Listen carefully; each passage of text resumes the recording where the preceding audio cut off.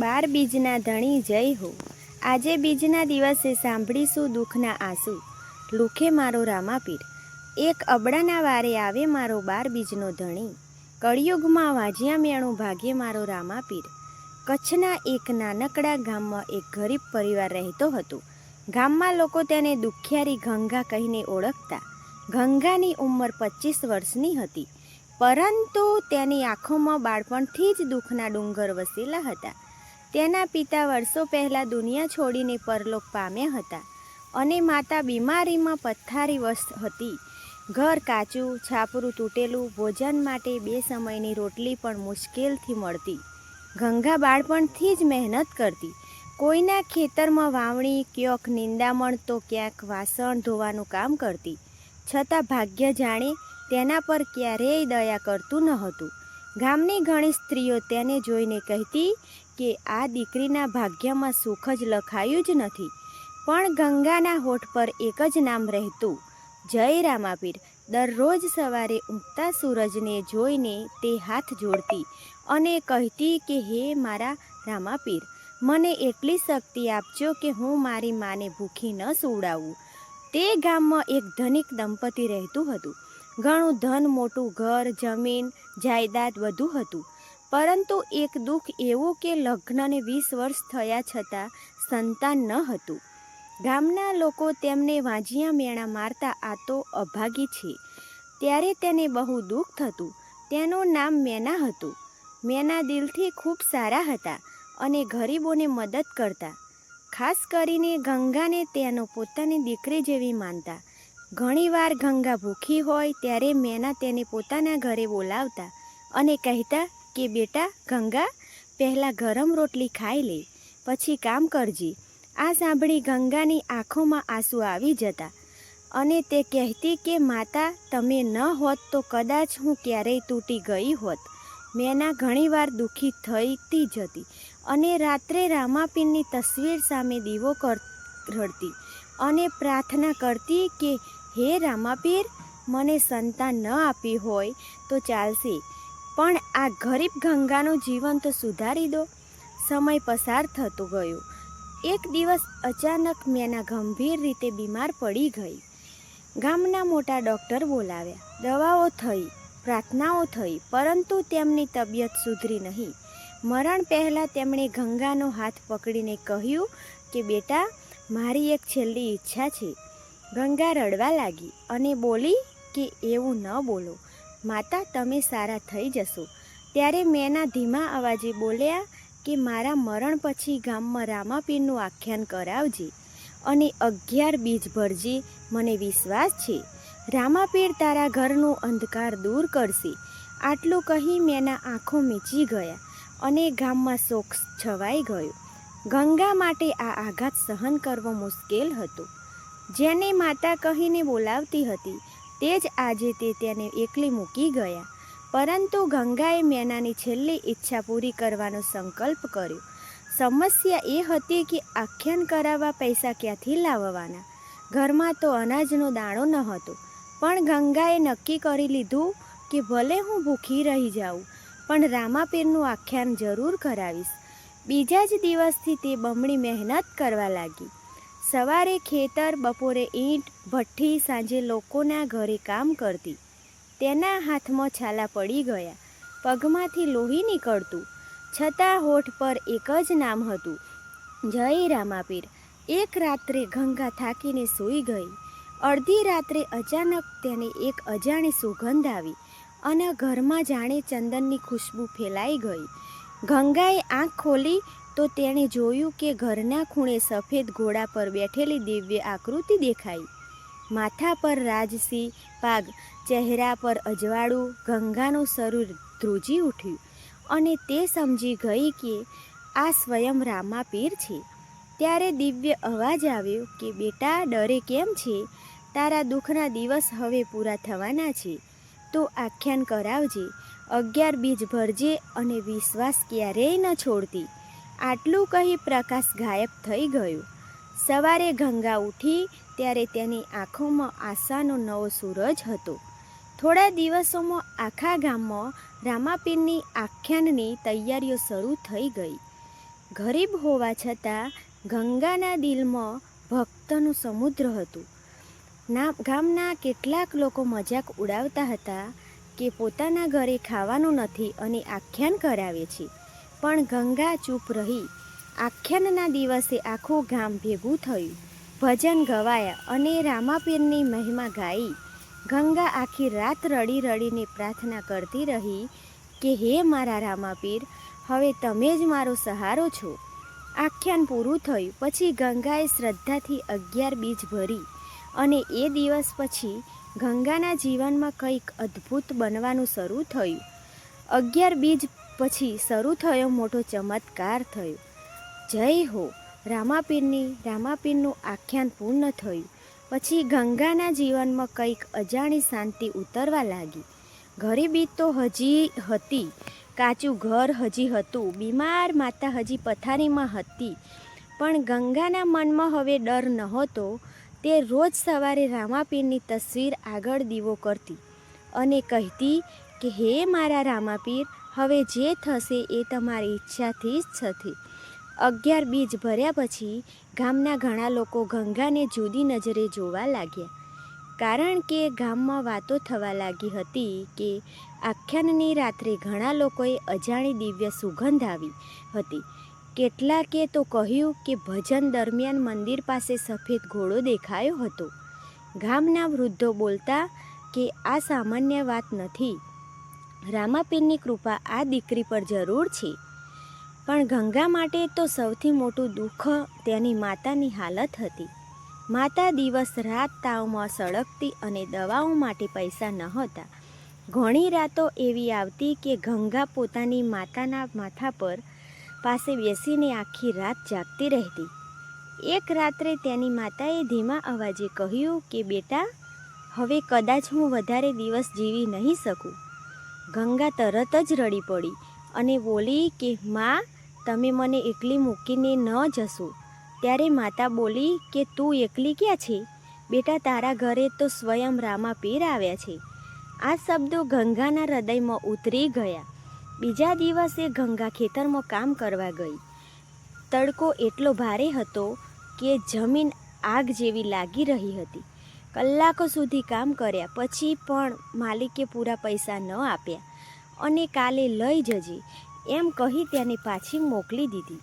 ગંગાની આંખોમાં આંસુ આવી ગયા, કારણ કે ઘરમાં અનાજ નહોતું અને માતા માટે દવા લેવાની હતી. રસ્તામાં ચાલતી ચાલતી તે એક ઝાડ નીચે બેસી ગઈ અને આકાશ તરફ જોઈને બોલી કે હે મારા રામાપીર, હવે મારી સહન શક્તિ ખૂટી રહી છે, મને રસ્તો બતાવો. એ સમયે અચાનક એક વૃદ્ધ સાધુ ત્યાં આવ્યા. સફેદ દાઢી, હાથમાં લાકડી અને ચહેરા પર અજોડ તેજ જોઈ ગંગા અચંબો પામી. તેઓ ગંગા પાસે આવી બોલ્યા કે બેટી, શા માટે રડે છે? ગંગાએ પોતાની આખી વ્યથા કહી તો સાધુ થોડું સ્મિત કરીને બોલ્યા કે જેના માથે રામાપીરનો હાથ હોય તેને દુનિયા ક્યારેય હરાવી શકતી નથી. એમ કહી તેમણે પોતાની થેલીમાંથી થોડું પ્રસાદ અને એક ચાંદી જેવું ચમકતું સિક્કો કાઢીને ગંગાના હાથમાં મૂકી દીધો અને કહ્યું કે આને સાચવી રાખજે. સમય આવે ત્યારે આ તારું ભાગ્યનું દ્વાર ખોલશે. ગંગા કંઈ સમજે એ પહેલાં સાધુ આગળ ચાલી ગયા અને થોડું અંતર ગયા પછી ગંગાએ પાછળ ફરીને જોયું, પણ ત્યાં કોઈ નહોતું. ગંગાનું હૃદય ધબકવા લાગ્યું કે શું આ સ્વયં રામાપીર હતા? તે ઘરે આવી અને પ્રસાદ માતાને ખવડાવ્યો. આશ્ચર્ય વાત એ હતી કે બીજા જ દિવસે માતાનો તાવ ઓછો થવા લાગ્યો અને ધીમે ધીમે માતા ઊભી થવા લાગી. ગંગાની આંખોમાં ખુશીના આંસુ આવી ગયા અને ગામમાં ફરી ચર્ચા શરૂ થઈ ગઈ કે ગંગાના ઘરે ખરેખર ચમત્કાર થઈ રહ્યા છે. પણ હજુ એક મોટું દુઃખ બાકી હતું. ગંગાની ઉંમર 25 વર્ષની થઈ ગઈ હતી. ગામની ઘણી છોકરીઓના લગ્ન થઈ ગયા હતા, બાળકો પણ થઈ ગયા હતા, પરંતુ ગંગાનું નામ સાંભળતા જ લોકો પાછળ હટી જતા. કોઈ કહેતું કે ઘર ગરીબ છે તો કોઈ કહેતું કે આ દીકરીના ભાગ્યમાં દુઃખ જ લખાયું છે. આ વાતો ગંગાની હૃદયને ચીરી નાખતી. એક દિવસ તો ગામની કેટલીક સ્ત્રીઓએ સીધું કહી દીધું કે આ દીકરી આખી જિંદગી કુંવારી જ રહેશે. ગંગા અંદરથી તૂટી ગઈ. તે રાત્રે તેણે રામાપીરની તસવીર આગળ દીવો કર્યો અને રડતા રડતા બોલી કે હે મારા પીર, જો મારા નસીબમાં સુખ નથી તો ચાલશે, પણ મારી માતાનું માથું શરમથી ન ઝૂકે. રડી રડીને તે ત્યાં જ સૂઈ ગઈ. અડધી રાત્રે ફરી ઘરમાં એ જ ચંદનની સુગંધ ફેલાઈ. દિવાલો પર અજવાળું થવા લાગ્યું અને ગંગાએ જોયું કે સફેદ ઘોડા પર બેઠેલા રામાપીર તેના ઘરના આંગણે ઊભા હતા. તેમના ચહેરા પર કરુણા હતી અને દિવ્ય અવાજ આવ્યો કે બેટી ગંગા, દુઃખનો અંત નજીક છે.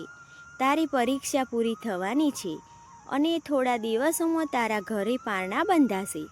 ગંગા ધ્રુજી ઉઠી અને વિચારવા લાગી કે મારા ઘરે પારણા, તેને કંઈ સમજાયું નહીં. સવારે ઉઠીને તેણે આ વાત પોતાની માતાને કહી તો માતા ખુશ થઈ બોલી કે બેટા, રામાપીરના શબ્દ ક્યારેય ખોટા પડતા નથી. એ દિવસ પછી ગંગાના જીવનમાં અચાનક બદલાવ આવવા લાગ્યો. એક દિવસ શહેરના વેપારી ગામમાં આવ્યા અને તેમના ખેતરમાં કામ કરતી ગંગા દેખાઈ. ગંગાની મહેનત, તેની સેવા અને સંસ્કાર જોઈ તેઓ પ્રભાવિત થયા. પછી ખબર પડી કે વેપારી પોતાના ભત્રીજા માટે સંસ્કારી જીવનસાથી શોધી રહ્યા હતા. ગામના લોકો આશ્ચર્યમાં પડી ગયા કે ગંગા માટે શહેરમાંથી માગણી આવી છે. પણ હજી સૌથી મોટો ચમત્કાર બાકી હતો, કારણ કે રામાપીરે જે કહ્યું હતું, તારા ઘરે પારણા બંધાશે, તેનું રહસ્ય હવે ધીમે ધીમે ખુલવાનું હતું. રામાપીરના આશીર્વાદથી ઘૂંચી ઉઠેલા પારણા, જય હો રામાપીરની, શહેરના વેપારી તરફથી ગંગા માટે માગણી આવી. ત્યારથી આખું ગામ આશ્ચર્યમાં હતું. જે દીકરીને લોકો દુખિયારી કહીને બોલાવતા હતા, આજે એ જ દીકરીના નસીબની ચર્ચા દરેક ઘરમાં થવા લાગી. ગંગાને તો હજુ પણ વિશ્વાસ નહોતો આવતો.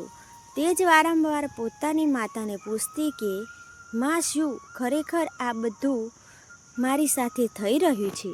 ત્યારે માતા સ્મિત કરીને કહેતી કે ના બેટા, આ બધું રામાપીરની કૃપાથી થઈ રહ્યું છે. થોડા દિવસ પછી શહેરમાંથી વેપારી પોતાના ભત્રીજા સાથે ગંગાના ઘરે આવ્યા. યુવકનું નામ વીરેન હતું, જે સ્વભાવથી શાંત, સંસ્કારી અને ભક્તિભાવવાળો હતો. તે ગંગાના કાચા ઘરમાં બેઠો હતો, પણ તેની આંખોમાં જરાય અહંકાર નહોતો. ગંગા શરમાઈને પાણી લઈને આવી ત્યારે વીરેનની કાકીએ ધીમા અવાજે કહ્યું કે બેટા, આ દીકરીના ચહેરા પર બહુ સહનશક્તિ દેખાય છે. વીરેન પણ ગંગાને જોઈ રહ્યો હતો. તેની આંખોમાં ગરીબી નહોતી દેખાતી હતી, માત્ર નિર્દોષતા અને વર્ષોની પીડા. થોડી વાર પછી વીરેન બોલ્યો કે મને આ સંબંધ મંજૂર છે. આ શબ્દ સાંભળતા જ ગંગાની માતાની આંખોમાં આંસુ આવી ગયા. ગામમાં તો જાણે ચમત્કાર થઈ ગયો હોય એવી ચર્ચા થવા લાગી કે જેના ઘરે ક્યારેય દીવો પણ બળતો ન હતો, ત્યારે આજે ખુશીઓ આવી રહી છે. ગંગાએ એ રાત્રે ફરી રામાપીરની તસવીર સામે દીવો કર્યો અને બોલી કે હે મારા રામાપીર, આ સુખને હું લાયક નહોતી, પણ તમે મને બધું આપી દીધું. લગ્નની તૈયારીઓ શરૂ થઈ ગઈ. ગામની ઘણી સ્ત્રીઓ, જેઓ પહેલાં ગંગાની મજાક ઉડાવતી, આજે તેની મદદ કરવા આવવા લાગી. કોઈ કપડાં લાવતું, કોઈ વાસણ આપતું, તો કોઈ અનાજ આપતું. ગંગા બધું જોઈને વિચારે કે દુનિયા ત્યારે જ બદલાય છે જ્યારે ભગવાનની કૃપા થાય. લગ્નના દિવસે આખું ગામ ભેગું થયું અને ગંગા લાલ સાડીમાં એવી લાગી રહી હતી જાણે વર્ષોના દુઃખ પછી સુખનો સૂરજ ઉગ્યો હોય. વિદાય વખતે ગંગા પોતાની માતાને ભેટીને ખૂબ રડી અને બોલી કે માં, હું તમને છોડીને ક્યાં જઈશ? ત્યારે માતા રડીને બોલી કે બેટા, આજે મેના બહેનની આત્મા પણ ખુશ હશે. તેમની ઈચ્છાથી જ આ બધું થયું છે. ગંગાએ આકાશ તરફ જોયું તો તેને લાગ્યું જાણે દૂર ક્યાંક સફેદ અંજવાળું દેખાઈ રહ્યું છે. લગ્ન પછી ગંગા શહેરમાં પોતાના નવા ઘરે ગઈ. ત્યાં પણ તે રોજ રામાપીરનો દીવો કરતી અને ઘરના બધા લોકો તેને ખૂબ પ્રેમ કરતા. સમય ધીમે ધીમે પસાર થતો ગયો અને એક દિવસ ગંગાને ખબર પડી કે તે માતા બનવાની છે. આ સમાચાર સાંભળતા જ તેની આંખોમાંથી ધોધમાર આંસુ વહેવા લાગ્યા અને તેને તરત જ રામાપીરના શબ્દ યાદ આવ્યા કે તારા ઘરે પારણા બંધાશે. ગંગા રડી પડી અને બોલી કે હે મારા રામાપીર, તમે તો મારા તૂટેલા જીવનને સ્વર્ગ બનાવી દીધું. 9 મહિના પછી ગંગાએ એક દિવસ દીકરીને જન્મ આપ્યો અને ઘરમાં ખુશીઓ છવાઈ ગઈ. જે ઘરમાં વર્ષો સુધી રડવાનો અવાજ ન હતો ગુંજતો, ત્યાં આજે બાળકના હાસ્યમાં કિલકારીઓ સંભળાઈ રહી હતી. અને એ દિવસ આવ્યો જ્યારે ગંગાના ઘરમાં પારણા બંધાઈ. ગંગા પારણાને જોઈને ફફડી ફફડીને રડી પડી. તેને મેના યાદ આવ્યા, તેમની છેલ્લી ઈચ્છા યાદ આવી, રામાપીરનું આખ્યાન યાદ આવ્યું, 11 બીજ યાદ આવ્યા. તે બાળકને પારણામાં સોવડાવીને ધીમા અવાજે બોલી કે હે મારા રામાપીર, જે દિવસે હું તૂટીને રસ્તા પર પડી રહી હતી એ દિવસે પણ તમે મારા સાથે હતા. જ્યારે દુનિયાએ મને નકારી કાઢી ત્યારે તમે મને અપનાવી. આ પારણા માત્ર મારા ઘરમાં નથી બંધાયા, આ તો તમારી કૃપાના પારણા છે. એ સમયે અચાનક ઘરમાં ચંદનની સુગંધ ફેલાઈ અને દીવો પોતે જ તેથી સળગવા લાગ્યો. ગંગાનું હૃદય ધબકવા લાગ્યું અને તે સમજી ગઈ કે મારા રામાપીર આવ્યા છે. તે હાથ જોડીને રડી પડી, જય રામાપીર, જય 12 બીજના ધણી. ગામમાં આ વાત આગ જેવી ફેલાઈ ગઈ કે ગંગાના ઘરમાં રામાપીરની કૃપાથી પારણા બંધાયા છે. દૂર દૂરથી લોકો તેના ઘરે આવવા લાગ્યા અને ઘણા લોકો કહેતા કે અમે પોતાની આંખે જોયું છે. વિશ્વાસ અને ભક્તિ હોય તો રામાપીર અશક્યને પણ શક્ય બનાવી દે છે. ગંગા દરેકને એક જ વાત કહેતી કે દુઃખ કેટલુંય મોટું હોય પણ ભક્તિ ક્યારેય ન છોડશો. ભગવાન મોડા આવ્યા છે પણ ખાલી હાથ ક્યારેય મોકલતા નથી. અને એ દિવસ પછી ગંગાનું ઘર ભક્તિનું સ્થાન બની ગયું. દર વર્ષે તે રામાપીરનું આખ્યાન કરાવતી, 11 બીજ ભરતી અને ગરીબોને ભોજન કરાવતી, કારણ કે તેને ખબર પડી ગઈ હતી કે સાચી સંપત્તિ પૈસા નહીં પણ ભગવાનનો આશીર્વાદ છે. તો આ હતા રામાપીરનું ભક્તિનું ફળ. ભક્તો, તમને વિડીયો ગમ્યો હોય તો વિડીયોને લાઈક કરો, ચેનલને સબસ્ક્રાઈબ કરો અને જય રામાપીર અવશ્ય લખો.